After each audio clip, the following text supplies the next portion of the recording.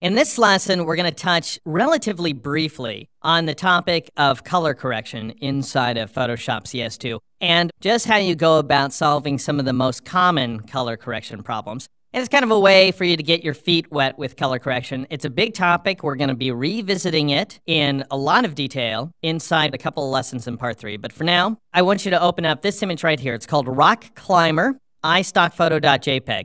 And it's inside the Lesson 6 folder, which is inside the Part 1 folder, which is inside the Project Files folder, of course, that you copied from the DVD to your hard drive. Now, this image comes from the iStockPhoto website. The website is www.istockphoto.com, and it's just a great place. You really owe it to yourself to check it out. Sort of an eBay of stock photos, really. So non-professionals, amateurs and semi-professionals sell their wares, basically. Anybody can post an image, and you can buy the images much less expensively than in a standard stock photo site. But you also may encounter images that need a little bit of correction, a little bit of help, like this image here. What it looks like to me is that this image did get corrected. I don't think this is the actual raw image, the original image from the digital camera. I think it has been corrected, but just not necessarily well corrected. But what we have is an oversaturated photo. The colors are too vivid.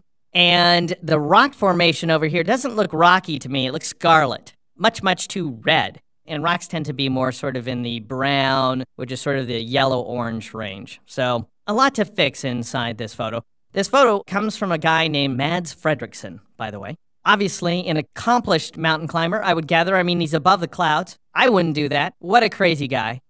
Now, the easiest way to go about solving an image that has color balance problems is to go up here to the image menu, choose Adjustments, and don't choose, remember good old Show All Menu Items? I'll go ahead and click that because I've hidden the command that I want to show you not to choose. The command that you don't want to choose is the one that's really obvious, color balance. And it's not that it's necessarily a bad command, unlike brightness contrast, which is, by the way, your imaging enemy. It's not a good command. Color balance isn't awful or anything. It's just not as good as the command that I want you to choose. All right, I'll show you color balance. It allows you to change the balance of the image by using these slider bars, right? So red, obviously red's not the way you want to go because these rocks were too red in the first place. You want to go more cyan, right? And that's starting to look good. All right, so we're starting to tone down those mountains a little bit, that little sliver that you can see there. And maybe we don't want them to be so magenta, we want them more blue. Maybe we don't want them so yellow, so more green. I don't know. It's just a bunch of slider bars and these meaningless values up here. That's when I don't, -41 what? +16 what? What? So not the way I prefer to work. It's not a bad command. It's just that there's something so much better inside Photoshop that we're going to take advantage of instead. So I'm going to cancel that. What I want you to do is choose the image menu, go to Adjustments, and go down here to Variations, which, as you may recall, in Lesson 3, I gave a keyboard shortcut. If you loaded D keys, you'll have a keyboard shortcut, Control-B, or Command-B on the Mac, which was heretofore assigned to color balance. I've reassigned it to Variations instead, because Variations rocks. Basically the same sort of functions, as we'll see, but expressed graphically.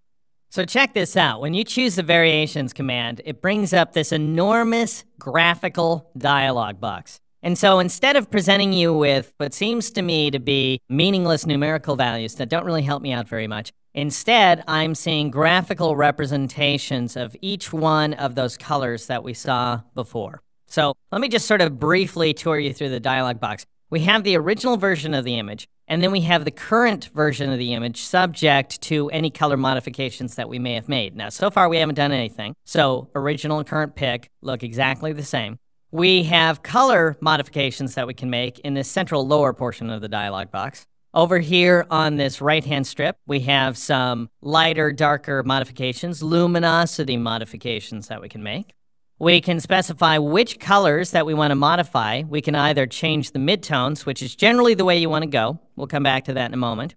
Or you can change the darkest colors, the shadows, or the lightest colors, the highlights. So the midtones is the mass of colors in between the lightest and darkest values. And then we can change saturation, how vivid the colors are. We'll come back to that one as well. Then you have this fine coarse slider, which allows you to make slider adjustments, that is slighter adjustments, if you drag it toward fine, or coarser adjustments, that is more intense adjustments if you drag it toward coarse. And you can really see the difference down here if you look at these color thumbnails and the luminosity thumbnails. So that's coarse, That's fine. Barely any difference at all with fine.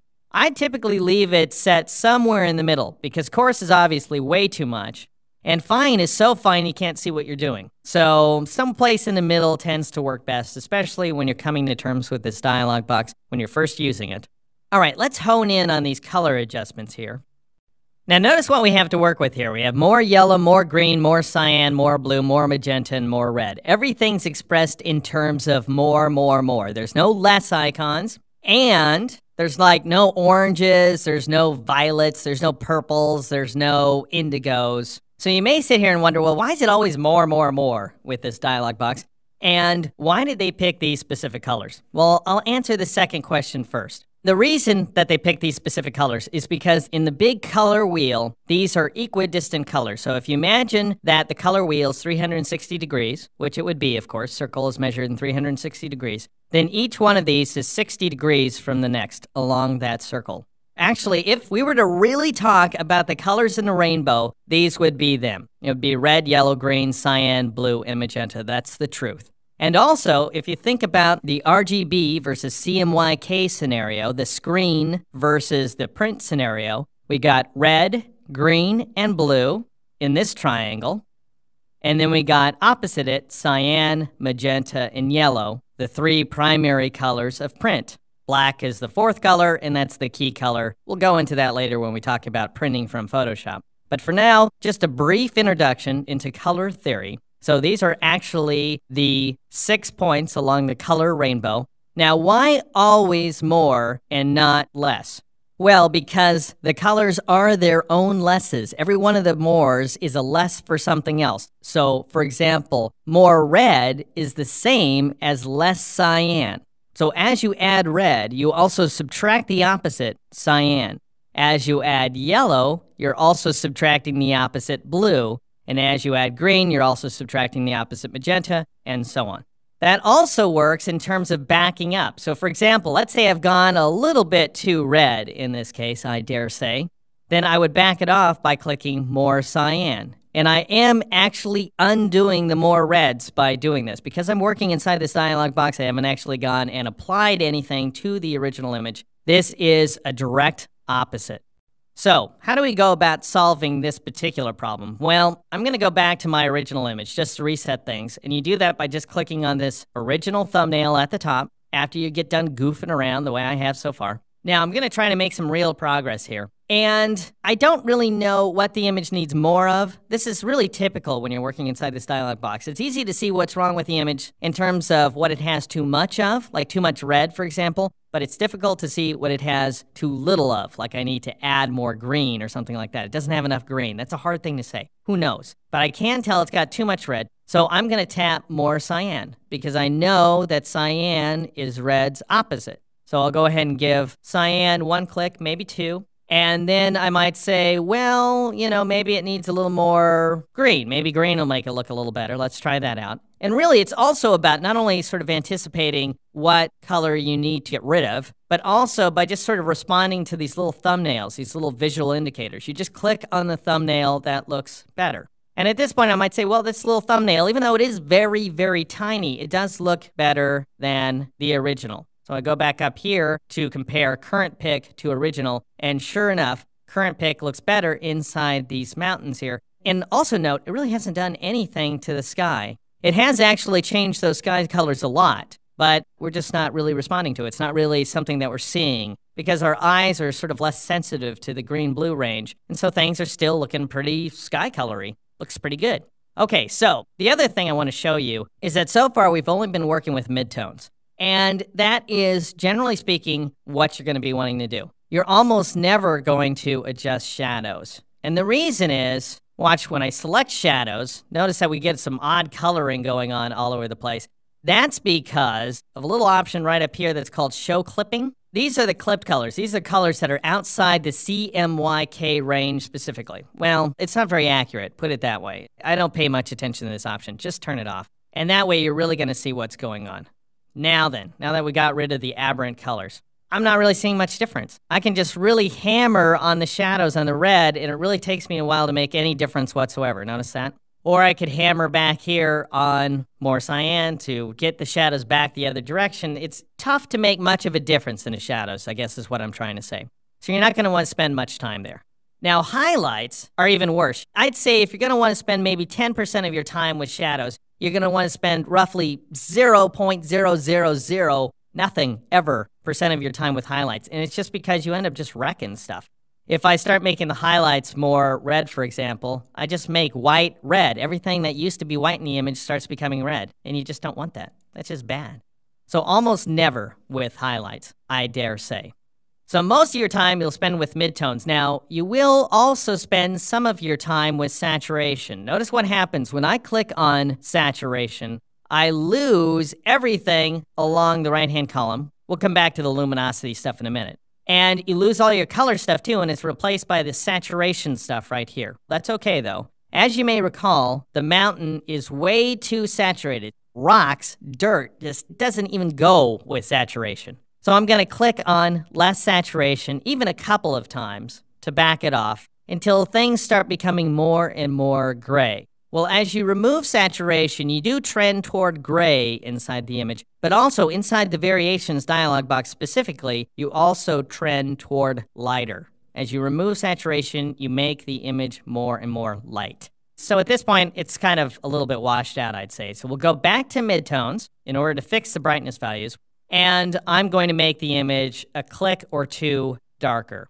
And there we have it. So that's what I've done. You can do your own thing. You can click several times, a few times here, a few times there. Just play around, have at it. There's no magic formula inside the variations dialog box. Be sure not to click original at this point because you done do everything you've done, and there is no way just to go back. There is no undo command inside the variations dialog box, so be careful of what you're doing here. And at this point, I am going to say okay to accept that modification. All right, so now we have the variations adjustments applied to the entire image. And by undoing and then redoing, we can see before and after views. And you undo and redo just like you do inside other programs by pressing Control-Z. So Control-Z to undo, Control-Z again to redo. That's Command-Z on the Mac. And this affords us a before view of this image and an after view of the image. And looking at the before view, we can now see, by contrast to where we are now, this is pretty over the top. It's a beautiful photograph, but the colors are way, way out there, and it's way too red. So the after view is better. Now, what if at this point you're looking at your after view and you think to yourself, I overdid things. I went too far. Well, that's never a problem in Photoshop. Going too far is great because you can always back things off. Here's how. What I want you to do is go up to the Edit menu and see this command right here, Fade Variations. Now, it's only going to be available if the last thing you did was the variations function. It's okay if you undid and redid, that's fine, but so long as you didn't click inside the image. Even if you click or you do just the smallest little edit, this fade command may be dimmed or may say something other than Fade Variations. Fade only affects the last function you applied, and it only affects certain functions like color corrections and filters and brush strokes and so on. Things like selecting an image, though, is not something you can fade. So if you end up seeing a dimmed version of this command, step backward, use this command to keep stepping backward until you undo your variation, re-choose the variations command under the image menu, and then rejoin me here at Fade Variations. And notice the Fade Variations command has a keyboard shortcut, which is Control-Shift-F. or Command-Shift-F on the Mac. So the fade command always has this keyboard shortcut. I'll go ahead and choose this command. It brings up this tiny little dialog box, and you can preview the effects of your changes in the background window here. So I'm just going to drag down this slider just to fade my color correction. So in this case, I'm seeing 52% worth of the variations adjustments, and 100% minus 52%, so 48% of the original image. So in other words, it's just mixing the two images. So if I want to mix more of my original image, I take it to a low opacity value. If I want to mix in more of my variations, my color correction, then I go with a higher opacity value. For now, don't worry about the modes. We'll come back to blend modes later. But for now, we just want to drag this to a point where things look good. Now, for me, 71% looks great. I'm not going to worry about the exact value too much. I'm just going from the visuals here. For you, it might be something totally different. Once you get the effect you like, I'm going to go ahead and click OK, and there we have it. This is before. Now, Control Z to see the over variations version of the image. This is after I faded it. Looks picture perfect. Oh my gosh, Mads Fredriksson, what a wonderful job you've done. Now let's say that you don't want to fix the colors inside of an image. You just want to modify them. You just want to change the colors in an image. For example, I'm just going to go ahead and close this image, and I'm not going to save it, which I can do either by clicking on the No button, or you may recall, I can just press the N key here on Windows, or the D key for Don't Save on the Mac. Or you can save your changes if you like. I don't want to limit you. Now, I have also opened in the background here yellowslats.jpg. It's also inside the Lesson 6 folder, inside the Part 1 folder. And these are actually how the wood slats for our set looked before we turned them into wood. We had a yellow background, and then we did some wood painting on top of it, some overpainting. But it all started with yellow underpainting, folks. Little key to our success, yellow underpainting. But now let's say I don't want the slats to be yellow. I want them to be some other color. Well, to Photoshop a photograph is just a raw ingredient. That's all it is. You can transform an image into anything you want. And to change the colors in this image, I'm going to once again take you up to the image menu, choose Adjustments, where all of the color correction functions hang out, and then choose this little gem right here, Hue Saturation, which allows you to adjust the hue and saturation values inside the image, which is, of course, appropriate to changing the color inside the image. Now, the Hue Saturation Lightness model is another way to measure color. Basically, lightness represents luminosity, so that's sort of independent of color, right? The brightness values inside the image, how light or dark they are. Hue and saturation break up what we think of as color, sort of orange versus purple versus blue, and so on. Hue is the actual colors in a rainbow, these guys right here. This is pretty much, by the way, that color circle I was telling you about. So if you were to sever part of the circle, lay out that circle in a line, this is what you'd get.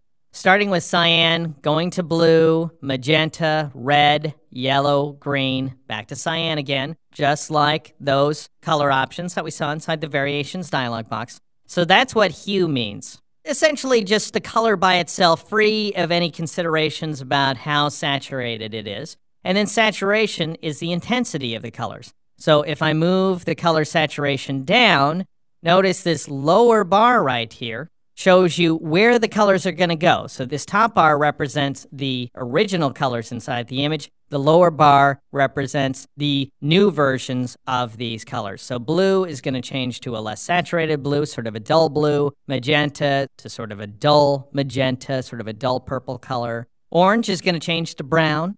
Then if you want to make the colors more vivid, you increase the saturation.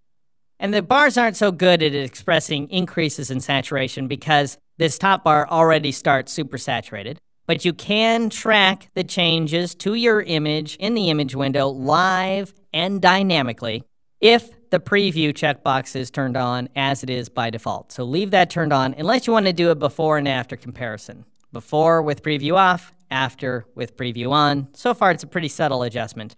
Okay, so what might I really want to do to this image? I'm going to crank saturation back down to 0 for now. And let me show you some hue modifications. If you don't like the yellow, if you want to change it from yellow to some other color, then you modify the hue. And notice I can just spin these colors around. And again, you can watch these slider bars if you want to track how colors are getting remapped. Red is going to sort of a chartreuse color, for example, and so on. Or you can just keep your eye on the green slats, what are now the green slats here. So you can make it any color you want to, absolutely any color on earth. If you want them to be red slats, for example, we can go for it.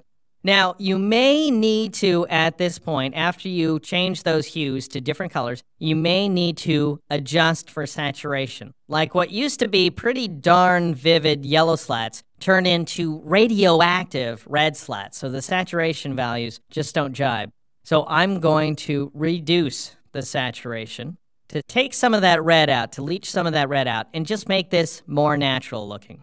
What I don't recommend you do inside this dialog box is play with the lightness slider. And I'll show you why. Once again, most of the time, you're not going to be adjusting this value. And the reason is because it has a habit of pretty much damaging all the colors inside the image. For example, if you reduce the lightness value, you're making the lightest colors in the image grayish. So you no longer have any true whites in this image at all. The blacks stay black, so the blacks remain fixed in place, but you're basically compressing your brightness to this really tiny range.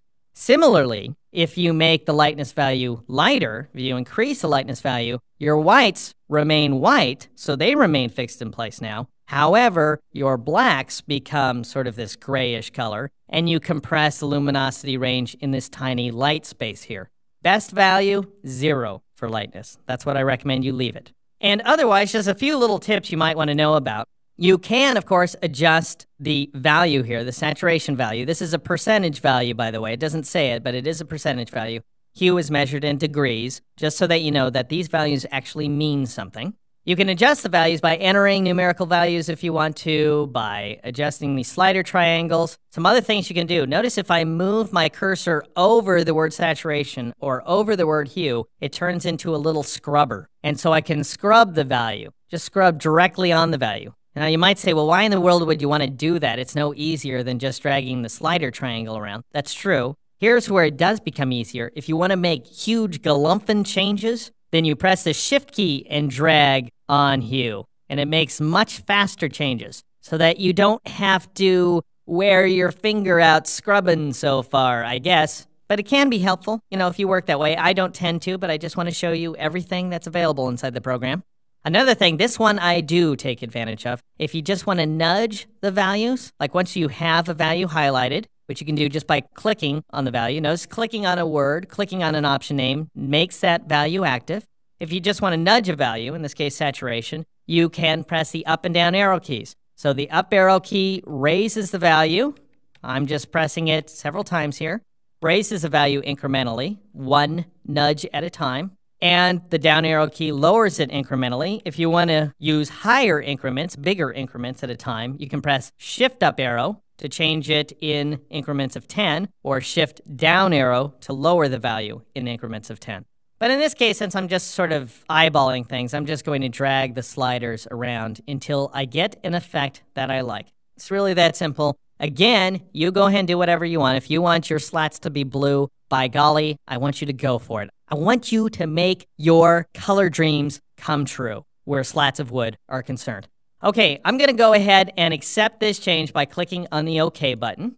And there it is before, there it is after. Now, what I just love about this, I'm going to go ahead and zoom in, is not only has it taken care of the slats of wood, not only has it recolored them, but it maintains the wonderful grainy texture of the wood. This sort of noisy pattern here is something that's actually part of that wood. And the little flecks of paint that are sitting out here on the sort of plastic surface, I guess, are modified as well. So it's completely a believable change to this image, accomplished very simply using the Hue Saturation command.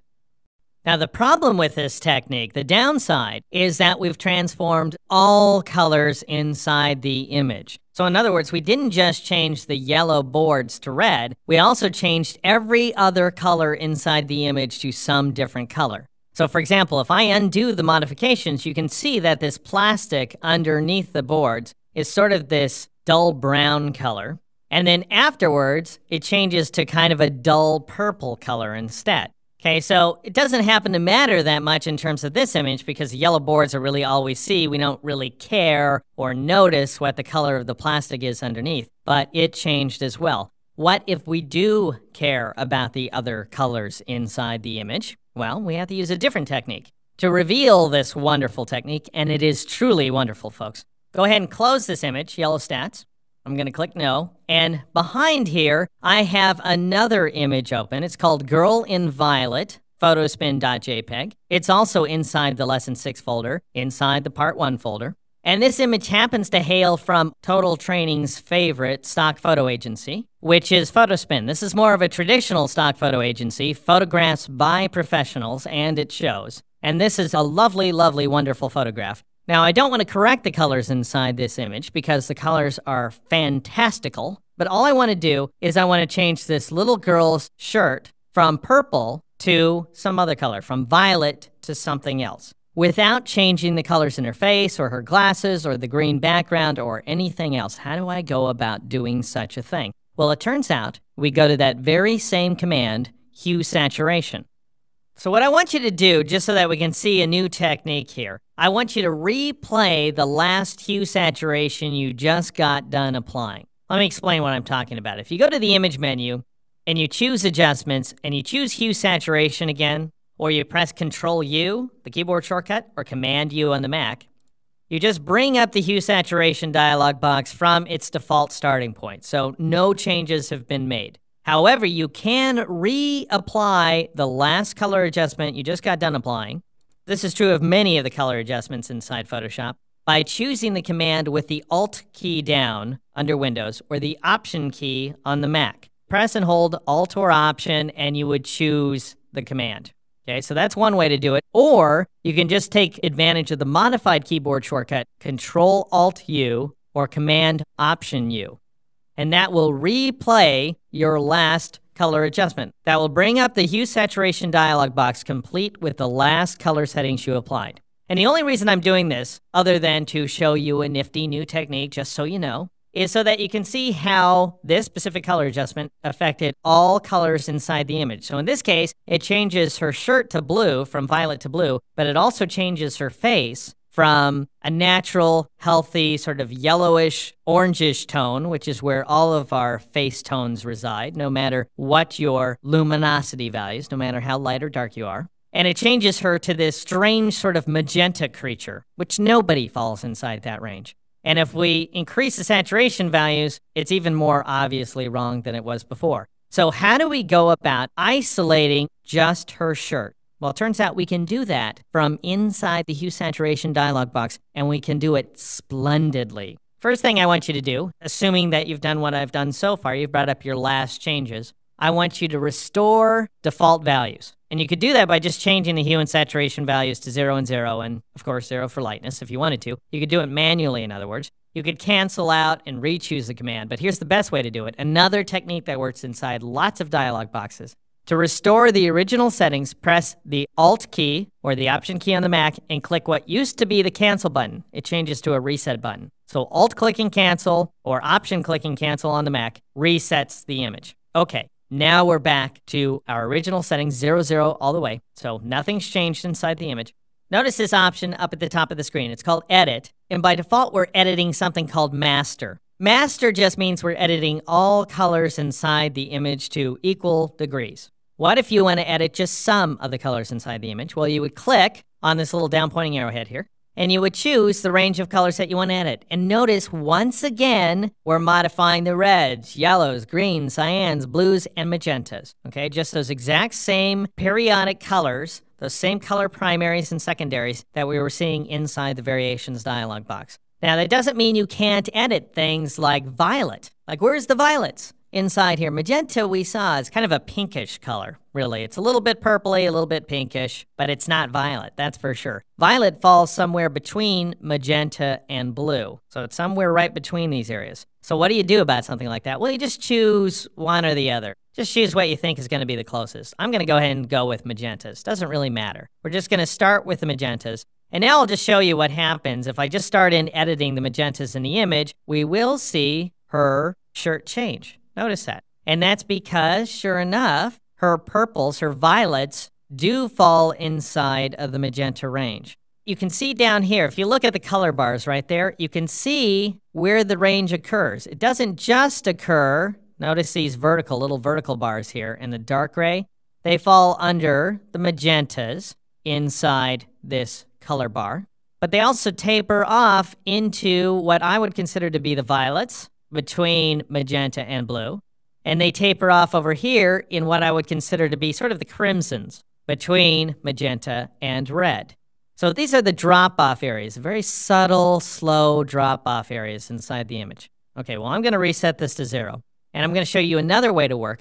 What if you don't know, all right? You don't know all this stuff about crazy color theory. You don't know where magentas fall in the big old color spectrum. You just know that that's approximately right, and you really want to nail the correct colors inside the image. Well, here's what you do. Just select one of the color ranges. You can't have master selected, but you could have anything else selected. Heck, I could select yellow, and I will, just to make my point. I'll go ahead and select yellows. I know these aren't yellows, but anything besides master is fine. Then I move my cursor outside the dialog box, notice that, and it changes to a little eyedropper, and I click. and that recenters the range. And notice it even selects magentas for me and says, you don't mean yellows. What are you, nuts? You mean magentas, and that's fine. And then I could add more colors as well by shift clicking. Notice if I press the shift key, if you look very closely, you can see that the cursor gains a little plus sign to show that I'm adding colors. And I can just shift click around just to make sure I've got what colors I need to have selected. Now I'll edit the hue range and let's see what happens.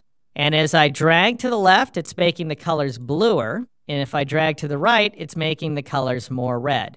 And so let's say I want her to have a red shirt. That actually looks pretty nice with what she has going on. It matches her lips. It matches her sunglasses. That's so very important to have children with matching outfits, don't you think? And then I'm going to tab my way to saturation and bump it down just a little bit so this comes off as being a bit more natural.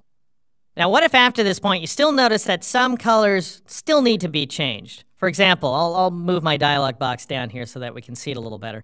Down here in her shoulder, notice how we still have some blues left over. Some blues are still showing through. What used to be blues in the violet range. So, you know, different colors are reflecting off of her shirt here. What if you want to bring those colors into the fold? Well, one thing you could do is, once again, press the shift key and click on them and notice how they change. Did you see how that updated for me? So I can go ahead and shift click on colors to add them to my spectrum even after I've got some edits in play here. That's fine. Or drag this up here so that we can see this slider bar. You can also just move these things around. For example, if you want to include more blues, I could drag this little sort of triangle here in order to expand the range, which gives me a larger drop-off. I could drag this little vertical bar to expand the central range of colors that are completely getting edited. Or I could actually drag this gray slider here to keep the drop-off range the same size, but move where it is.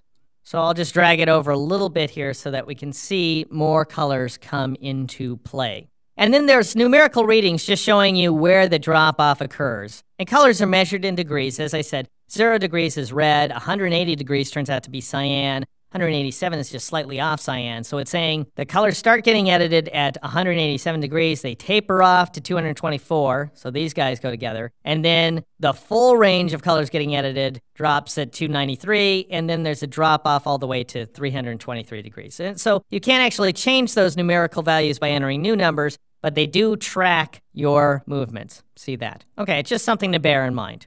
Now, again, I'm just eyeballing, so use whatever settings you like. And notice now Photoshop has changed its mind. I'm not editing the magentas anymore. I'm editing the blues. My response, who cares? I don't care what you think you're editing Photoshop. So just bear in mind, you know, things are going to change around on you. Just use your eyes, keep an eye on the image window, make your changes as you see fit, and then click the OK button in order to accept the changes. So here's before, here's after. I'll go ahead and fill up the screen here so that we can see this girl in all of her lovely color splendor. Here's before, here's after. Without creating a single selection, without creating a mask, without doing anything, I was able to modify this shirt independently of all of the other colors inside the image. And there you have it. A brief look at color correction inside Photoshop. Later, as I say in part 3, we'll get into the more complicated commands and we'll see just how far you can go with color correction inside this powerful program.